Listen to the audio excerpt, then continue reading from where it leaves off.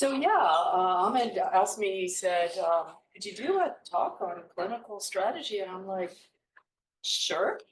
So this is my talk. I've been working in the industry for a number of years, and I've been kicked around by the industry as well.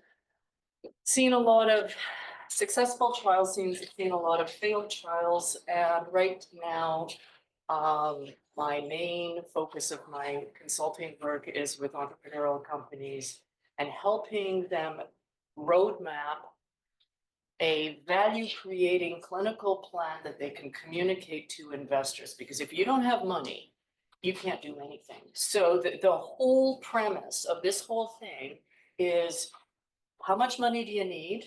When do you need it?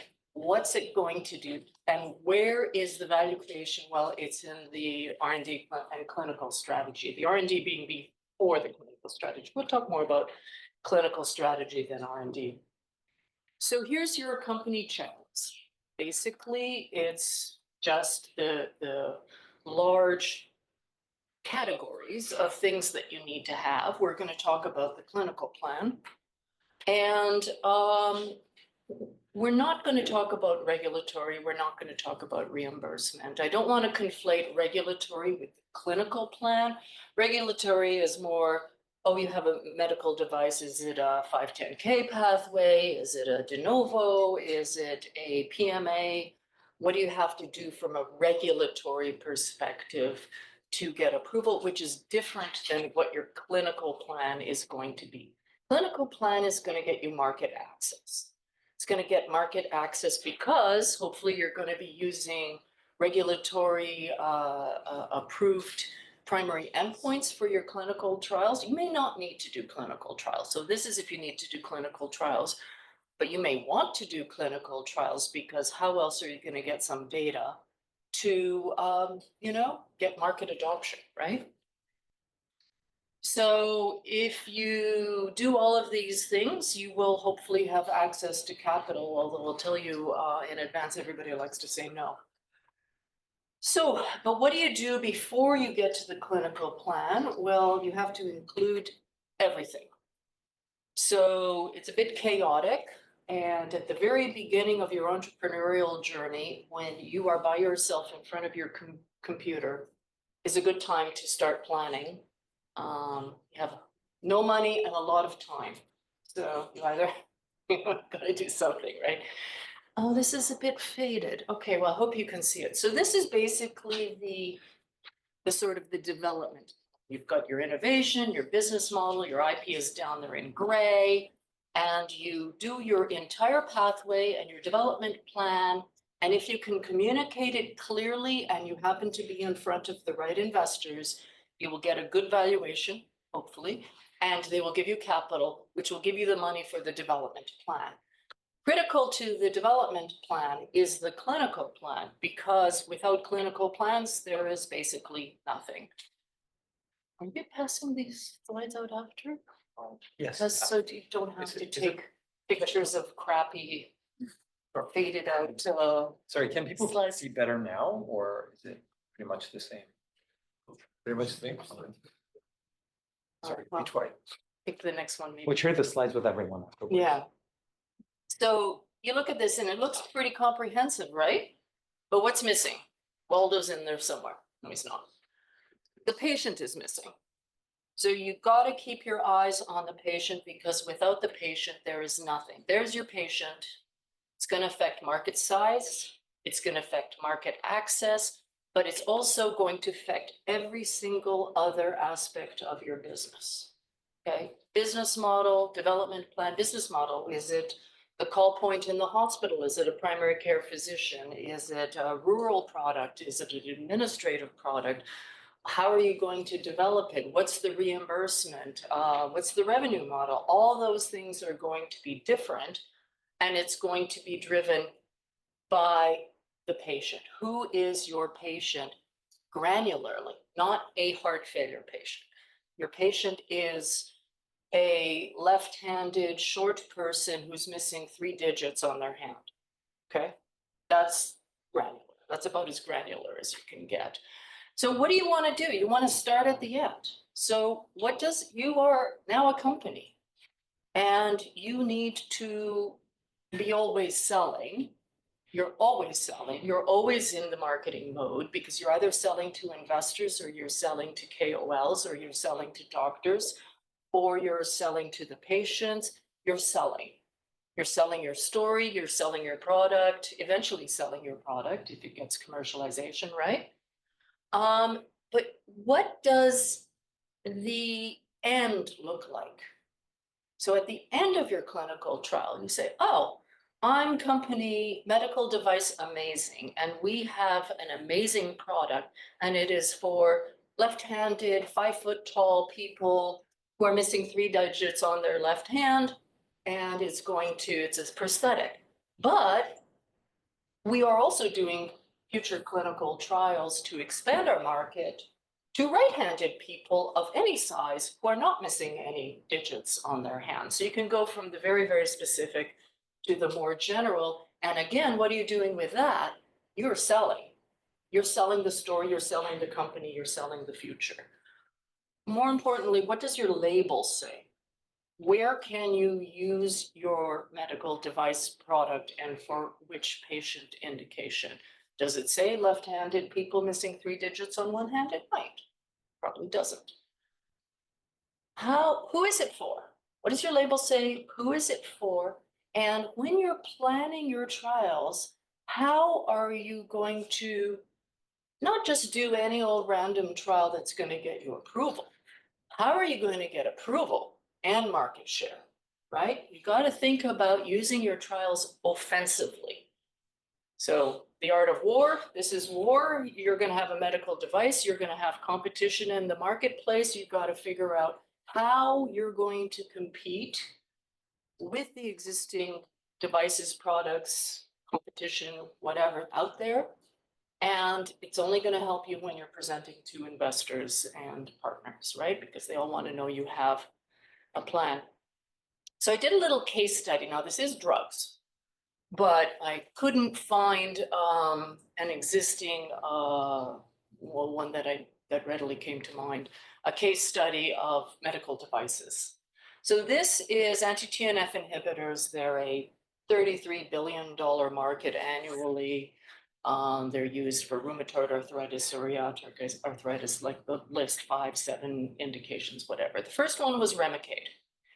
In 1998, it's a 2-hour intravenous infusion done in the hospital, and there are reimbursement codes for that, specifically for hospital administration of drugs. Enbrel was subcutaneous, 1 to 2 times weekly. Humira is still 40% of the market share despite the presence of biosimilars. Cimzia is a bit later to the market, 2008. You can see that the dosing is not that different than Humira. And then Simponi is a little different, but also having the Simponi Aria, which is the IV infusion. J&J is obviously trying to replace their own drug, Remicade, which is still selling at over $2 billion annually, despite being around since 1998 and having biosimilars available. So how are these drugs differentiated aside from the indications that are on the label, psoriatic arthritis, rheumatoid arthritis, whatever, and the differentiation in the dose? Well, if you do a quick little search, GPT, which you have to check diligently because they're wrong. Among the branded anti-TNF inhibitors, Cimzia is often highlighted for its rapid onset of action. Well, that's interesting. How did they get their rapid onset of action? And their website is full of saying rapid results, close to response as close to 1 to 2 weeks. Here's the data. Showing at 1 to 2 weeks, you have a response, and at week 24, which is the approvable endpoint. It is not anything that is used for marketing. It is used to the regulators to say, we have a clinical difference, statistically significant clinical difference between the 2 arms of the study at 24 weeks. And I think it's ACR 50 or 20, or I can't remember what the primary endpoint is that's approvable, but they have a difference. But what do they have? What did they do in their clinical trial? They said, okay, well, I got to take the 24-week measurement, but I'm also going to take a 1 to 2 week measurement and maybe a 4-week measurement. And these are going to be my secondary endpoints. And I'm going to collect them. And yes, it's going to add a little bit of cost to the trial, but I will have data on the response at 1 month, response at 2 months, right? So what does that do? Well, the other guys who were first to the market, they have 24-week data in their label because they never collected earlier data because they didn't have to, because all they had to do was get 24-week data and present it to the regulators. But UCB said, you know what, I'm gonna hit my primary endpoint, but I need to have some marketing data. So they say the fastest response of any anti-TNF inhibitor. How are the other guys going to compete against that? Because they never collected the data in their clinical trials. They can do a phase 4 marketing study, but that costs money, et cetera. So UCB was smart. Still not, the other guys are entrenched and whatever, but it's making good revenues, like $2 billion a year in the presence of biosimilars. That's pretty darn good. $2 billion a year for probably decades. So you can only talk about what's in your label. If you don't collect the endpoint, you can't talk about it. If you don't look at, the index finger function on your left-handed missing 3 digits person, you can't talk about that, right? So this is, I think it's a nice case of how people are able to utilize the restrictions in regulatory approvals and the labels to get good results. So you need to differentiate.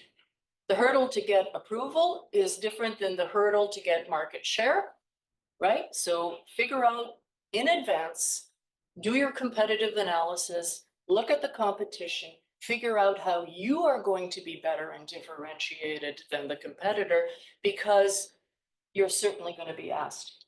Had a question? Yeah, I was just wondering to clarify. So are you saying that UCB in their clinical trial, they checked at an earlier time point that the others didn't check that? They're not prevented from looking at an early, it's a secondary endpoint. They're not prevented. So like their product isn't necessarily faster acting, but they can say it because they. Yeah. Okay. Because the other people don't have data Right. on the earlier time point. It's very smart, Yeah. right? So if the other guy doesn't have data, they can't say anything. And in order to get it on the label, they have to do a clinical trial, probably phase 4, file a supplemental new drug application and get it added to the label. That's a lot of money, right? They may just prefer to discount at the pharmacists or whatever in order to get market share. So what's in your pocket? No, what's in your label? That's what's another little joke trying to make it interesting. So what's in your label is important, because if it's not in your label, it doesn't exist, right? So how to do it? You need to, oh my guys are sort of bleached. Anyway, you need to do a clinical trial. How do you figure out what you need to do for a clinical trial? Well, how many patients do you need? This is where you want to have a biostatistician friend, because they are going to say, well, what's the clinical study design? And the clinician may say, oh, I just want to study it. It's early. I don't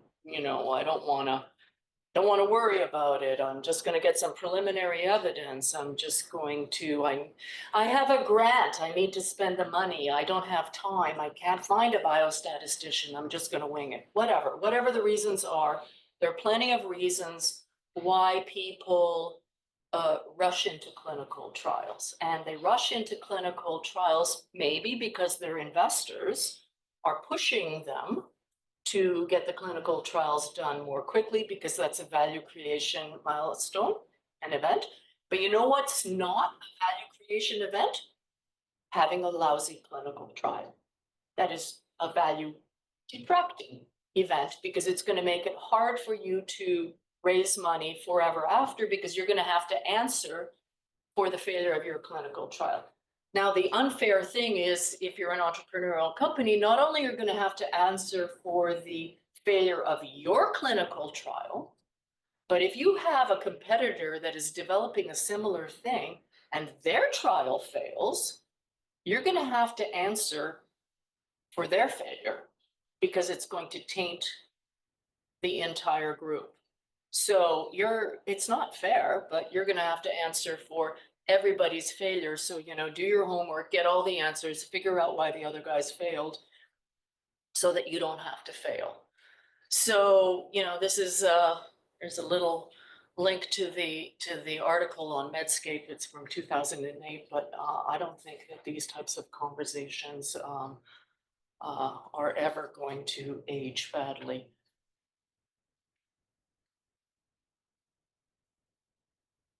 Did something and it's not going forward now. Oh, sorry. Oh. Okay, good. I like that.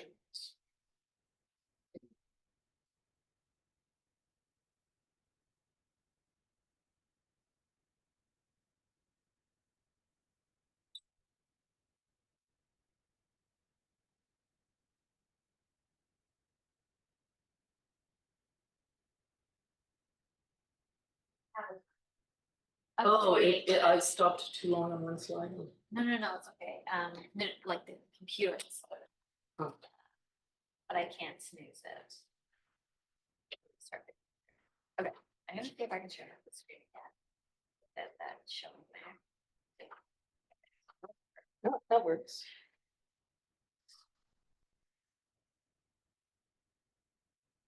So I have a question. If there's like research acceptable criteria that basically judges whatever the tech is that something would you need to creatively think of different approaches or different data points that might make it a little bit more lucrative outside of the regulatory stuff? So you need to pass the regulatory hurdle. If that's just, you need to do that. But whatever else you think, you may need to, like, do you have a device that is easier to use? Does it use less resources at the hospital level? Does it free up resources for the nurses? I've seen a company launch an injectable NSAID in the hospital, and they packaged it very nicely, and the syringes, the pre-measured, the blah blah blah, whatever. I can't even remember what it was, and they priced it quite high. And the reason they could do, and everybody was freaking out, like, oh my God, how can you, it's just an NSAID, it's just an injectable NSAID, the nurses can do it, they just, fill up the bottle and inject, and you don't need to pay this. But they had done their economic analysis and they had priced it less than the resource utilization of the nurses who were fulfilling that. So, you know how you have to do everything all at once? You have to do everything all at once. You got to think about the economics. You got to think about the reimbursement. Medical devices, you got to think about your market, your pricing, your cost of goods when you're manufacturing, and especially in the medical device space. If it's too expensive, you got to think about at least having 50% gross margin, right? Because it's not a drug, it's not getting 90% margins, but you gotta think about making it attractive for a potential partner, meaning there has to be enough money in the product to go around, right? So here we go. Once we get into the clinical trials and we start thinking about it, we go, okay, well, there's this inverse square law. So when you're looking at sample size calculations, you calculate how many patients you need. This is a pain drug, let's say. Your control value has a score of 5, your study value has a score of 4, your expected change is 1, standard deviation is 1. You put that in the system and you get 44 patients. You can get a paper done pretty quickly. This trial can be done pretty quickly, right? But if you half the difference is you double the number, right? Yeah, sorry, quadruple, inverse square Y, I was being optimistic there.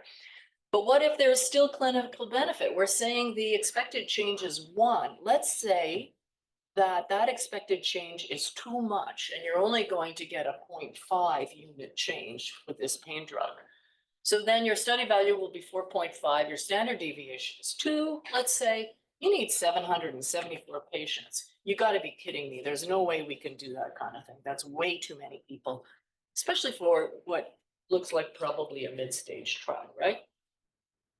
So, but who's to say that the standard deviation of 2 is correct? Somebody published somewhere that 1.5 was correct. So maybe we should put in 1.5 and we get 380 people. Well, that's more doable, but still that's too many people. Well, can't we just reduce the effect size? Can't we just split the difference instead of 1 or 0.5? Let's go 0.75.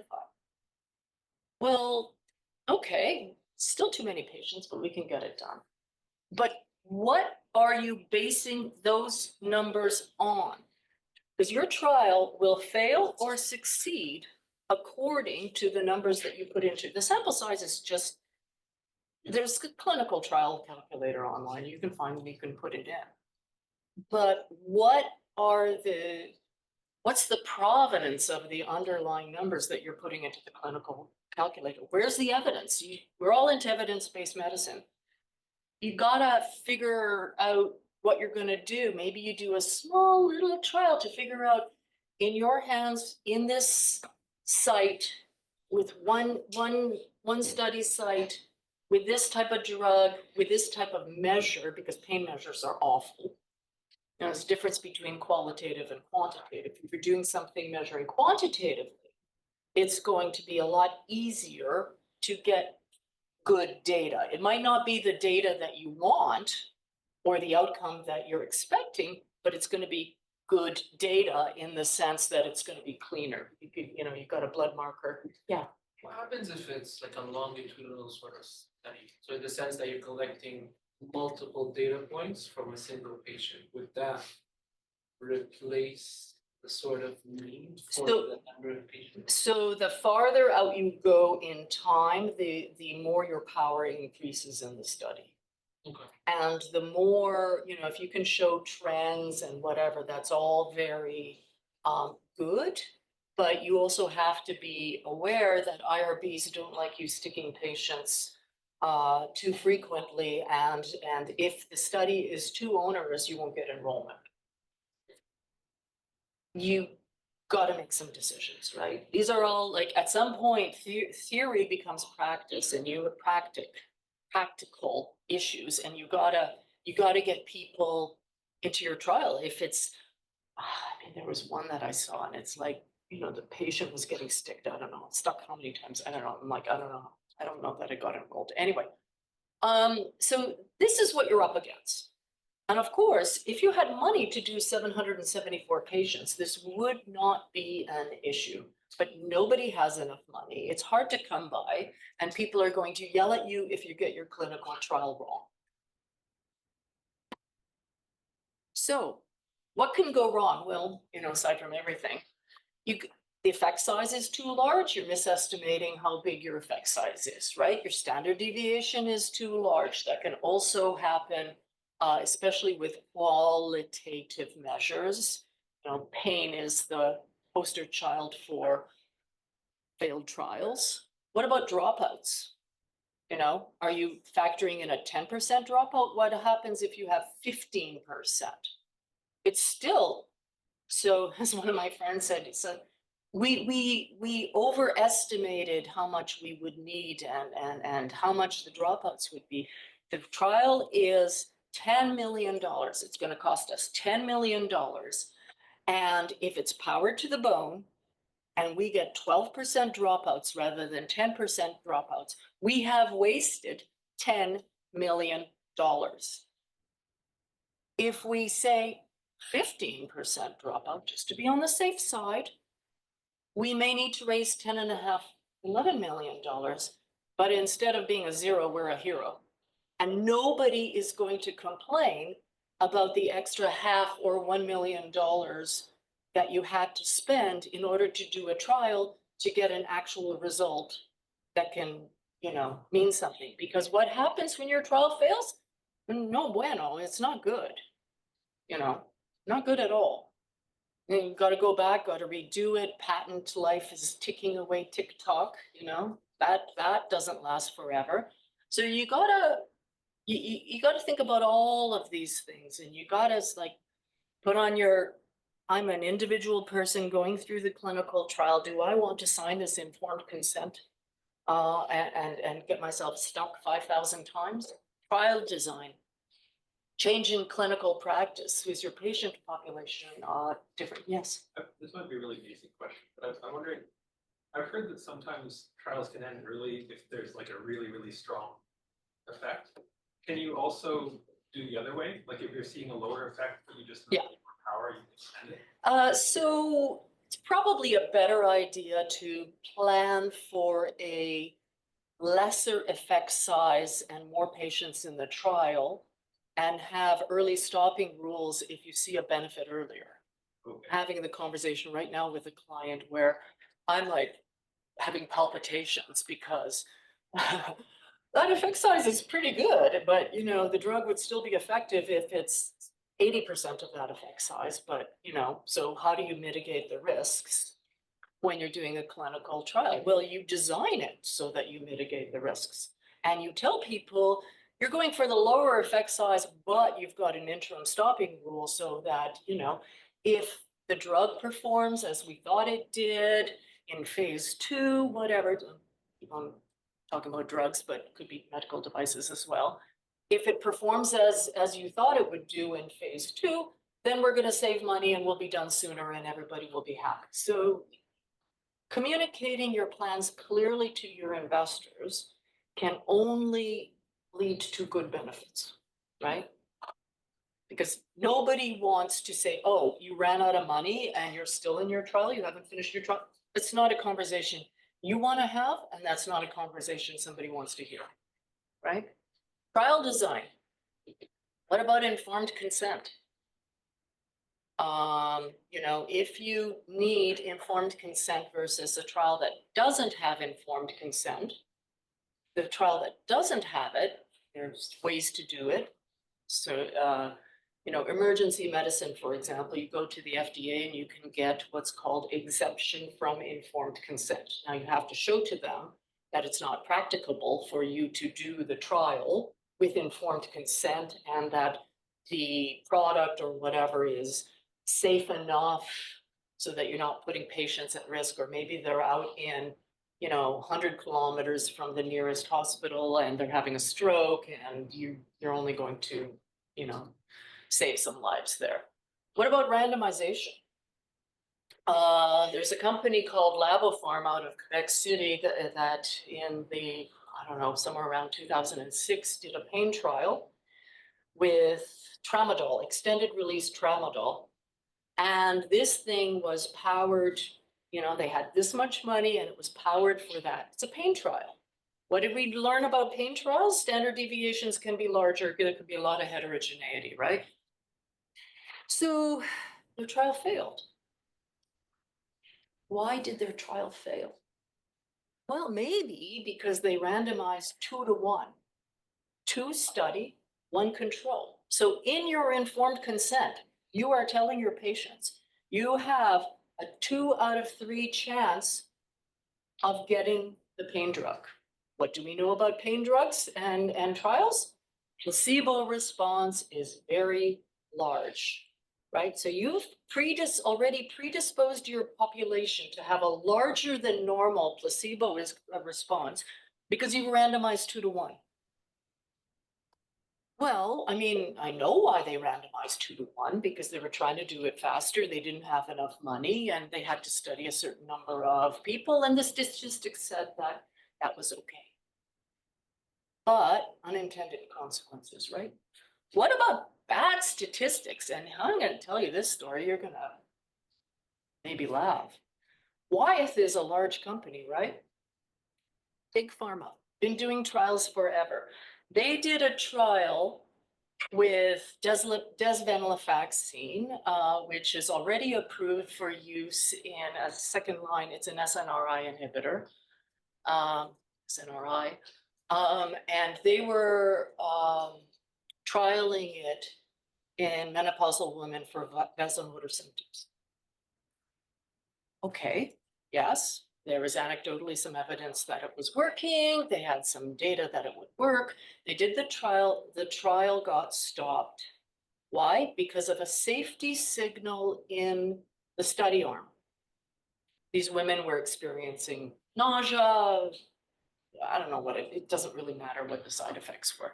They're experiencing a series of side effects, and these bad statisticians or people who signed off on the trial, they randomized the trial 8-1. They randomized it 8-1. 8 people in the study arm, 1 in the control arm. So when they ended up with a safety signal in the study arm, they had no adequate statistics from the control arm to say that this is an equivalent number of adverse events in the control arm and it doesn't matter. So multiple people at a large pharma company signed off on a trial that was randomizing people 8-1. So don't just think that it's, little companies and PIs making mistakes. It happens all the time, right? It's just not necessarily knowing about it. So, underfunding your study these are all sort of examples of underfunding the study, or in the Wyeth case, maybe not underfunding it, but being in a rush, right? Because they've got to get this drug on label and sell it because people are using it off label, and who knows, liability issues, maybe the legalism, and who knows. So things can go wrong. Any questions? All right, here we go. A promising approach in STEMI. Okay, we've got this data from 2010, trial of 333 people published in The Lancet, showing that there's an infarct size reduction. Looks good? Yeah. So long-term clinical benefit published in 2013, showing a difference in the 2 arms in MACE rates. Cost benefit published. Nice pharmacoeconomic study published in European Heart Journal in 2016. Looks great. Oops. Neutral trial, 5,400 patients, neutral. So why did remote ischemic conditioning not improve clinical outcomes? The answer was our STEMI population were low-risk patients. RIC may be beneficial in higher-risk patients with heart failure and less optimal reperfusion. That's nice, guys. So looking at Killip class, measure of severity of these patients. There you have Killip class 1, no evidence of heart failure, and the number of patients who present in AMI with Killip class 1 are 80 to 85%, if I'm reading it about correct, or 85 to 89. I don't know, don't have my glasses. What did they enroll in the trial? 96% Killip class 1. So these people were basically not having heart attacks, okay? And one of the reasons they got this is because it was a randomized controlled trial and they were getting informed consent from all the patients. People are coming in with heart attacks. How easy is it to enroll a patient with Killip class 3 or 4 cardiogenic shock? Hi, Mr. Jones. I know you're in a really bad situation right now, but we're doing a trial. And we really think you'd like to be part of this trial, which has this promising new technique that can help reduce your infarct size. I mean, walk through the process yourself. Is Mr. Jones going to sign up for that? His wife might be there. Well, what are you doing? Just treat him. 96% kill up class 1. So, yeah. And this was a cardioprotective mechanism. So what happens when you are studying a cardioprotective medicine? You actually need to have a patient population who has an underlying injury, some kind of baseline underlying injury, the bigger the better, so that you can show a difference. And you get back to that question of effect size. And if there's not much difference between a healthy patient and a kill up class 1 patient, how many patients do you need to show a benefit? Well, more than 5,000, obviously, right? And the patient population is not representative of what's out in the real world.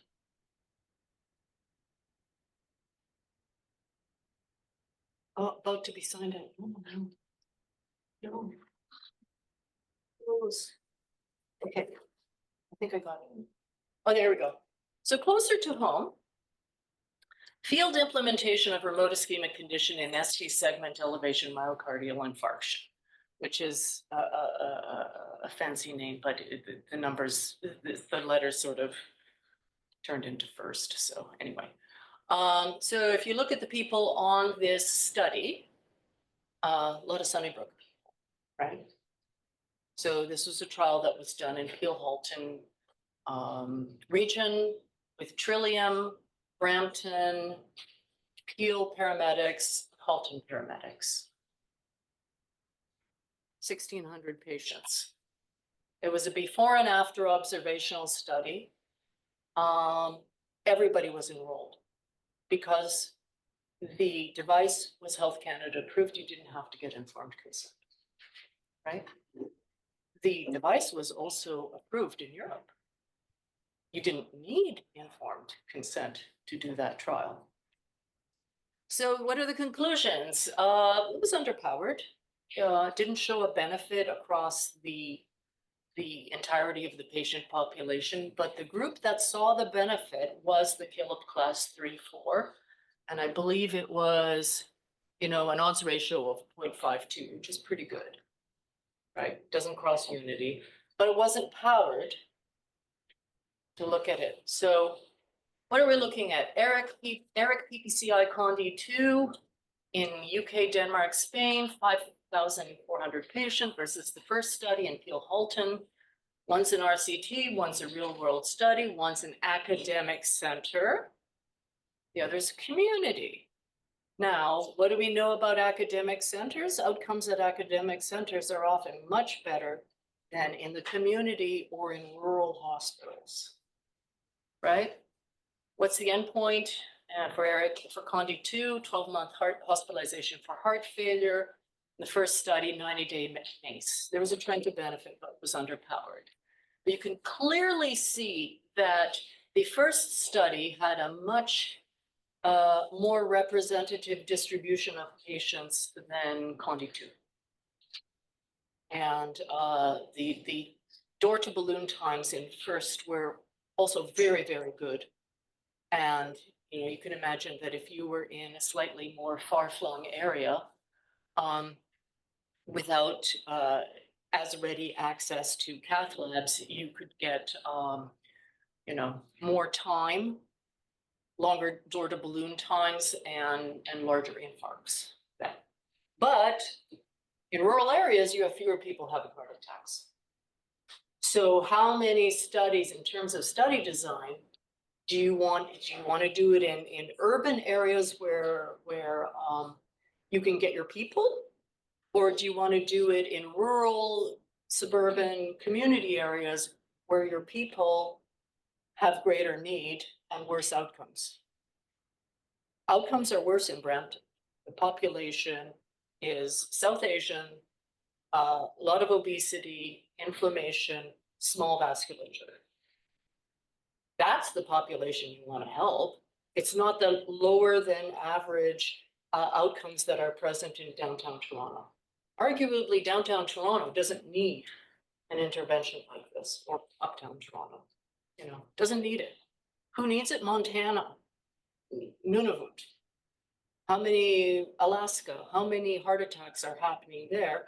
And how do you do that trial? So, you know, do you want to show a benefit in patients or do you want to enroll patients? So was it the wrong choice of trial? Well, you know, clinical trials in low medium income countries are worth pursuing to improve the outcomes of many patients. That's the editorial that came out after the trial.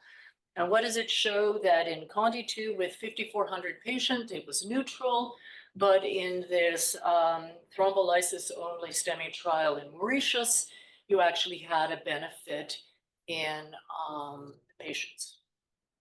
Okay, they didn't have ready access to a PCI center, so they don't have timely reperfusion, so the chance of infarcts is much, much, much higher, right? So guess what they're doing now? RIC Africa. They're doing the same procedure in African patients who don't have ready access to PCI facilities. Randomized controlled trial.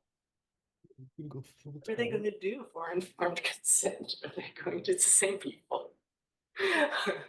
You know, you have to ask, well, why are they doing a randomized control style? There are other designs you can do. You can do a cluster randomization where you can put the intervention in one geography or one center, and then after a period of time, you know, 6 months here, then you roll it into another center, six months there, and, you know, another one, you know, maybe a year later, you have it in 6 centers. So you have the time-wise comparison of the intervention across different centers. So there are different types of clinical trials. There are different statistics. FDA is open to different trial design. They're open to different ideas. Go talk to them. You know, you got an idea. Oh my God, I can't do this randomized control trial. Well, can I do a pragmatic real world study? Can I do a little bit of, you know, single arm something or other, get some data, go to FDA, and then, you know, talk to them about what do I really need to do? And it depends on your device, of course. But also, you know, for those of you who have 510(k) pathways and don't need clinical data, what do you do for your marketing data afterwards? You know, do you include some clinical data in your 510(k) filing? Probably not. Or do you put your device in the hands of KOLs and PIs at different institutions and get them to do little case studies of 10 people here, 20 people there? How does it work in their hands? And then present it at conferences. That's the other way to generate enthusiasm, especially if you have a 510(k) pathway. You don't need to generate clinical data for approval. So, you know, there's a lot to think about, right? So just, hey, I'm almost on time. Putting it all together. So you've got an innovation, right? Here's my example. Walk through, and I encourage you all to try to walk through your own thought process for this. I have a great idea for patients who have cardiovascular disease. That's your elevator pitch when you're in an elevator, right? But what is the granularity in that? What's the benefit? Is it a great idea? What's the benefit? Morbidity, mortality, quality of life. What's your evidence? And what is your regulatory pathway? You cannot disentangle your regulatory pathway from everything else you're doing, right? I have a great idea for patients. Who actually benefits? Is it for the patient, the provider, the administrator? That's going to make a difference as to how you're going to develop your product. Just because it has a benefit doesn't mean it's going to be adopted. There are many, many cases of products that have benefit that are just not adopted. What type of cardiovascular disease? What's the market size? Who's the customer? What's the call point? You got to get granular. You got to find out, you know, how many, oh, I'm going to target the primary care physicians. Well, I ran the numbers, like primary care physicians have, you know, 28 heart failure patients on average per practice, you know, per person. That's not a market. You've got to think about where you're going to go elsewhere for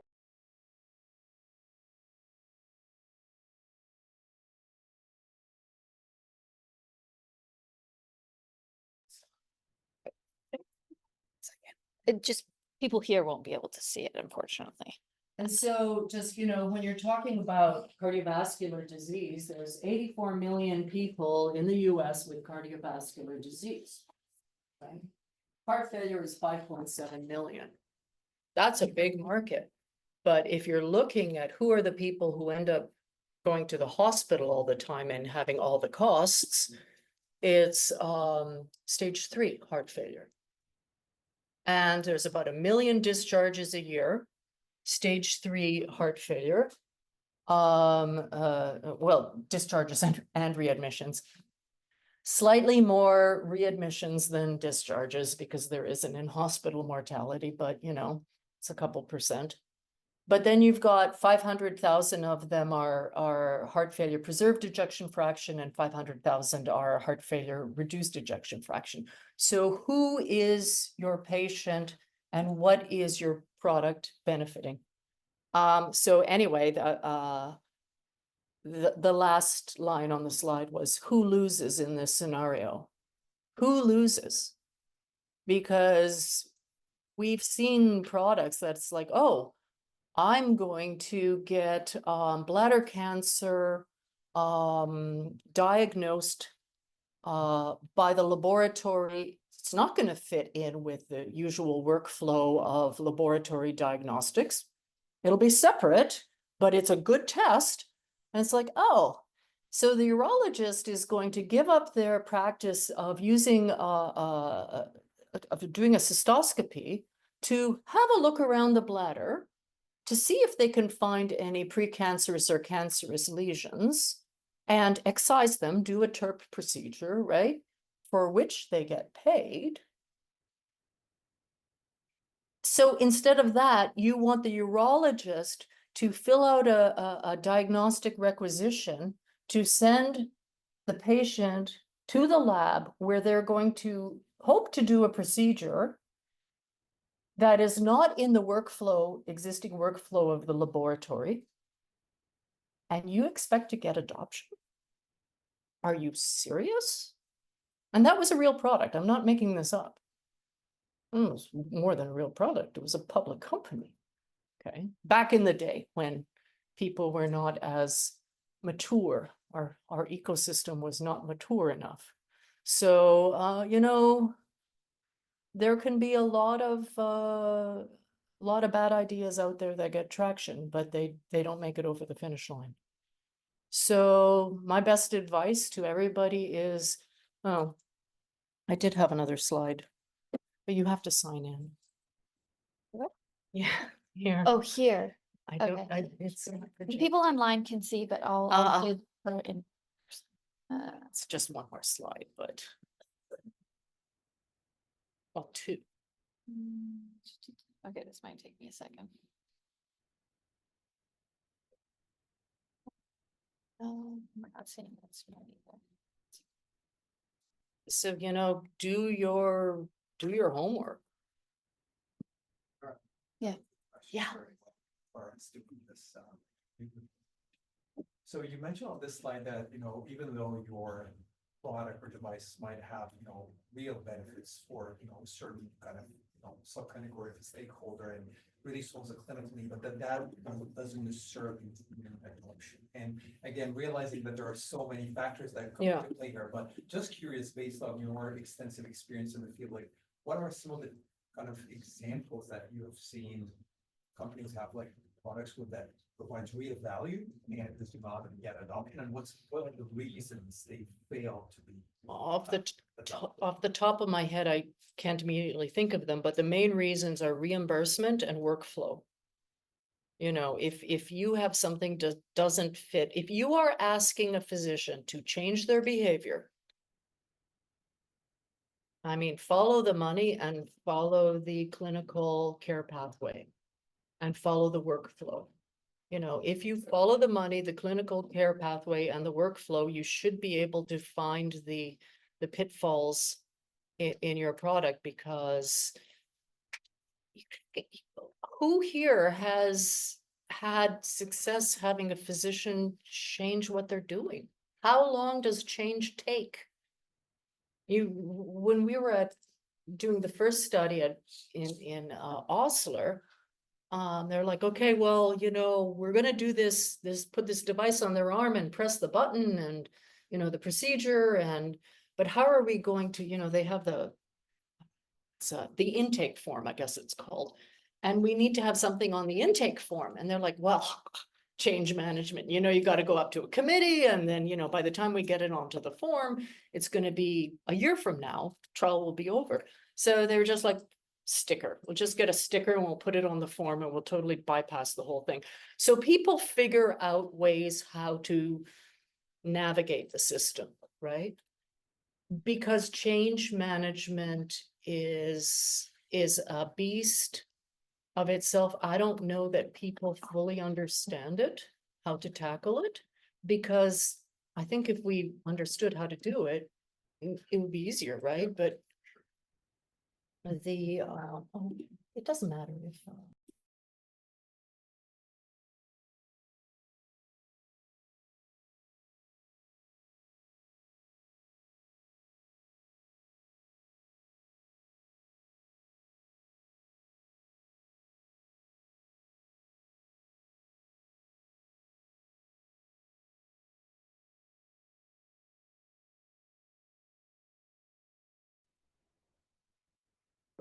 who is coming up and you just didn't know about them, but the investor you're pitching to may very well know about them and you don't want to be caught flat-footed. So you just got to know everything, bottom line. I'm sorry. It's not an easy road, right? But it can be very rewarding. Oh, there it is. Review the plan. Define your value proposition. Define your capital needs, your timelines, your milestones. You're not going to get an increase in value until you pass through some of your clinical milestones. And going from an alpha to a beta prototype is not a milestone. It's the equivalent, the device equivalent of what the drug guys know in the Valley of Death, right? You have to spend money to get through it, but nobody wants to put money in to develop kind of engineering Tetris, figure out the stuff. We can, you have a benchtop model. Does it work? Can you get it to work? Sure. But now you need to turn that into something that has form and function and can eventually be commercialized. So that can take time. Well, that does take time and money. So you just got to do your work. You got to de-risk, identify your pit holes, potholes, and sinkholes. The sinkhole will kill you. The pitfalls and the potholes won't, hopefully. And it's a continuous process. It's iterative, it's continuous. The more you learn, the more you need to know. And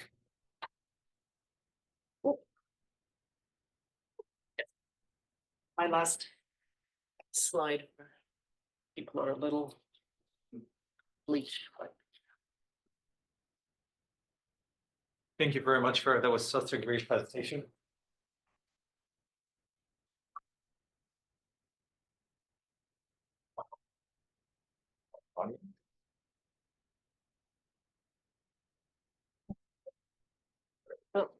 oh, you've had a lot of questions already, so let's start with you. Start with you in the red. Hi. Question is that I think I did ask that question in clinical trials, especially the drug trials. They like to use male because women's hormone fluctuate, and this comes around the question why I say ask for AI machine learning to for the drug development. Those tests can have a human bias because of its meaning. So I'm just out of curiosity for the clinical trial, is there even the traditional way, is that also when they choose the patient they purposely avoid women, is that going to skew the result? It is, yeah, probably, depending what you're studying. Women do not present different, women present differently with different diseases, especially cardiovascular. It's going to depend what the regulators do. I mean, even in stroke, in preclinical studies, there are something called STAIR criteria, where for preclinical studies, they ask you to do male and female mice and young and aged mice when you're looking at it, because they know about the age differences and they know about the sex differences. And also racial differences.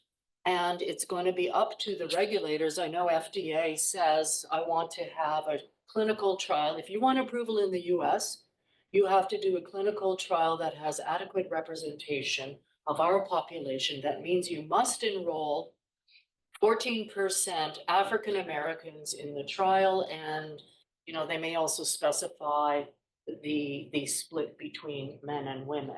Japanese regulators ask for people to do trials in Japanese patients because their physiology is known to be quite different. So, it's going to depend what the regulators make you do, right?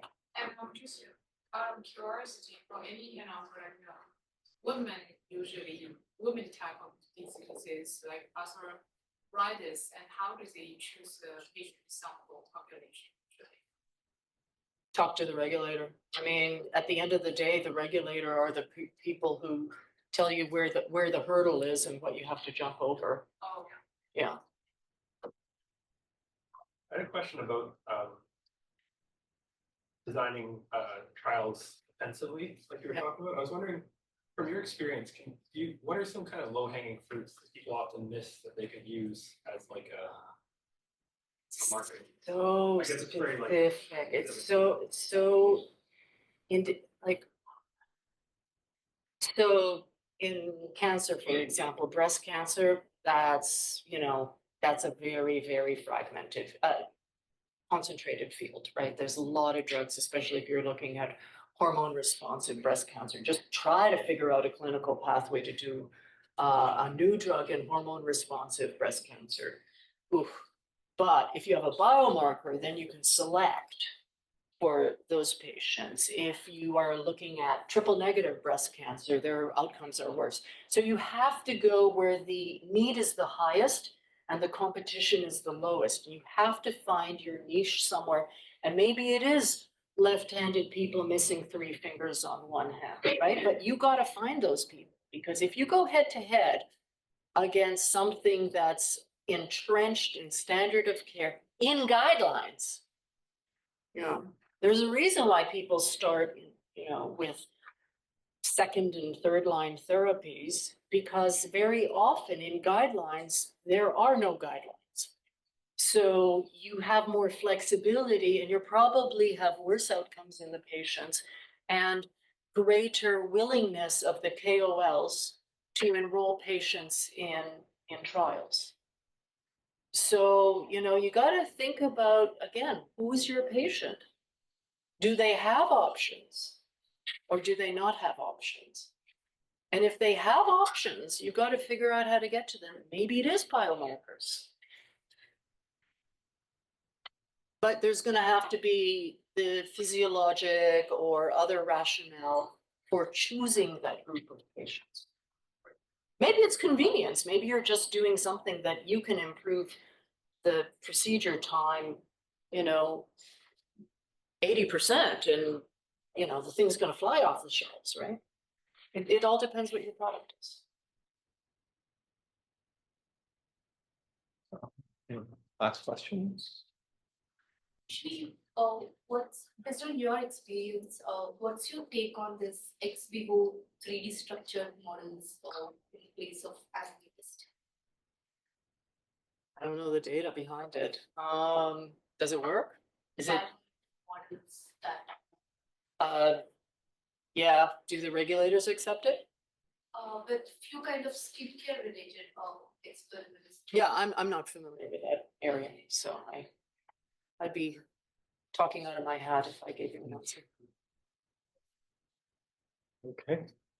Well, Vera, thank you again very much. Thank you. Great presentation.